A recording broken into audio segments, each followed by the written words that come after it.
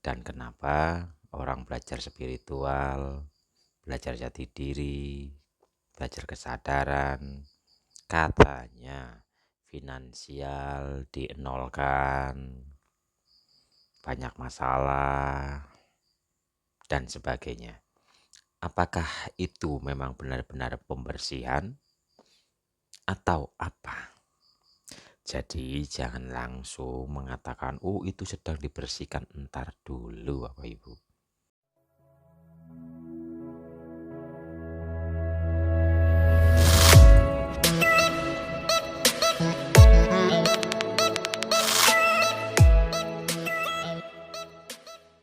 Assalamualaikum warahmatullahi wabarakatuh. Rahayu, rahayu, rahayu. Damai bahagia selalu untuk kita semua. Dan kenapa orang belajar spiritual, belajar jati diri, belajar kesadaran, katanya finansial dienolkan, banyak masalah, dan sebagainya. Apakah itu memang benar-benar pembersihan atau apa? Jadi jangan langsung mengatakan, oh itu sedang dibersihkan, entar dulu Bapak Ibu. Tidak semua orang belajar spiritual, belajar kesadaran, terus waktu finansialnya itu dienolkan, itu adalah proses pembersihan. Belum tentu. Coba tanyakan kepada diri. Di saat Bapak Ibu belajar spiritual, belajar kesadaran, atau jati diri, atau ma'rifat dan sebagainya, apakah benar-benar Bapak Ibu memurnikan niatnya? Atau belajar spiritualnya itu untuk pelampiasan, pelarian, karena mungkin lelah dengan keadaan, lelah dengan pengalaman yang Bapak Ibu alami dalam kehidupan nyata. Jadi nanti akan ada urut-urutannya Bapak Ibu. Niat, tujuan Bapak Ibu akan menentukan yang Bapak Ibu rasakan dalam kehidupan nyata setelah belajar jati diri. Jadi gini, bedanya orang yang belajar jati diri itu sedang dibersihkan, sedang dikosongkan menurut dia, yaitu dibersihkan dan nanti akan diganti dengan sesuatu yang lebih baik lagi. Itu kuncinya ada di rasa Bapak Ibu. Di saat Bapak Ibu sedang konon katanya dienolkan finansialnya dan sebagainya lah, intinya apakah rasa Bapak Ibu itu tenang? Soalnya orang yang meniti ke dalam diri itu akan dienolkan, akan dibersihkan dulu. Setelah bersih baru akan diganti dengan sesuatu yang lebih indah. Kuncinya ada di rasa Bapak Ibu sendiri. Ketika sedang dienolkan, sedang diguncang sampai sesak dadanya, apakah rasanya itu tetap tenang? Atau justru rasanya itu malah gak sabar, mengerutu, mengeluh, dan sebagainya. Di saat rasa kok malah mengeluh, di saat rasa tidak terima, rasanya ingin cepat selesai dari permasalahan itu dan sebagainya, itu tanda bukan pembersihan. Tapi apa? Salah niat. Tuh kok salah niat? Lawang belajar jati diri niatnya biar kaya.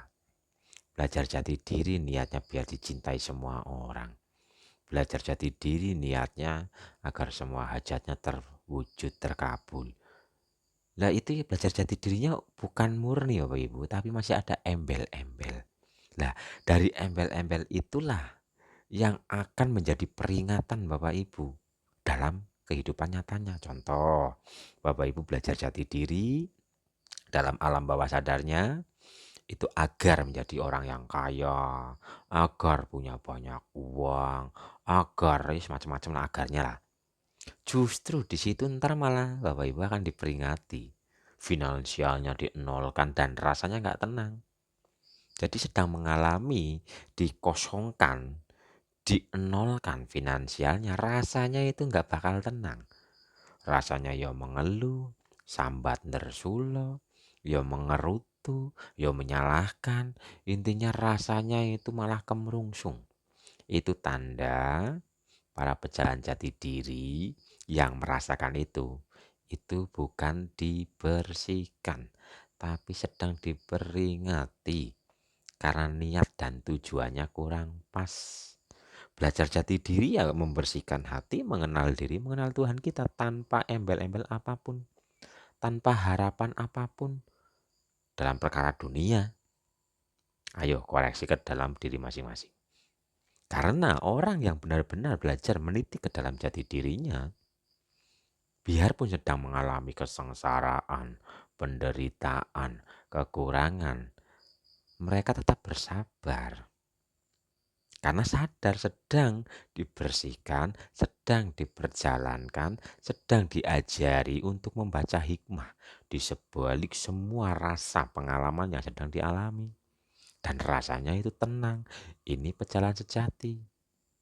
Dan tidak mengharapkan agar dientaskan atau cepat dientaskan dari keadaan ini kepada keadaan yang lainnya. Jadi sadar, menjalani, menikmati dengan lapang dada, dengan kesabaran. Ayo koreksi ke dalam diri pribadi masing-masing. Bapak Ibu sedang katanya dienolkan, bukan rezekinya loh Bapak Ibu, karena banyak yang japri, Mas, kenapa belajar kesadaran rezekinya dienolkan? Bukan rezekinya, salah satu aja finansialnya. Lawang rezeki, nafas ini ya rezeki, sehat ya rezeki, bergerak kok ya rezeki, lah kok dienolkan loh, gimana ceritanya? Berarti udah nggak bernafas lagi, berarti udah nggak gerak lagi. Jadi bukan rezekinya ya Bapak Ibu, rezeki semua itu diberikan, cuman nggak disadari sih. Ya kita bernafas, kita sehat, melihat, bergerak, ini semua rezeki. Lah yang dimaksud oleh Bapak Ibu umumnya yang bertanya adalah seperti finansial, seperti malah banyak masalah, seperti ngapa-ngapain susah dan sebagainya. Lah itu harus dikoreksi. Jujurlah kepada diri. Belajar jati diri itu karena pelampiasan atau karena sedang tren atau karena sudah lelah dengan kejadian hidup yang Bapak Ibu alami, atau memang benar-benar rindu dengan diri dan dengan Sang Ilahi. Ketika Bapak Ibu masih ada embel-embelnya, Bapak Ibu justru malah akan diperingatkan dengan embel-embel itu. Contoh belajar jati diri karena uang, karena finansial. Finansialnya akan dibersihkan, akan dienolkan. Ini untuk memperingati agar keluarganya harmonis, justru malah amburadul gak karu-karuan. Agar apa lagi ya? Agar semua hajat terkabul, justru malah gak karu-karuan lagi. Apa yang dilakukan malah uh, apa namanya, gak ada yang kabul dan sebagainya. Karena niatnya kurang pas Bapak Ibu. Jadi jangan langsung, wah belajar jati diri itu malah ininya begini, ininya begini. Koreksi diri dulu dan jujur kepada diri. Jujurlah kepada diri.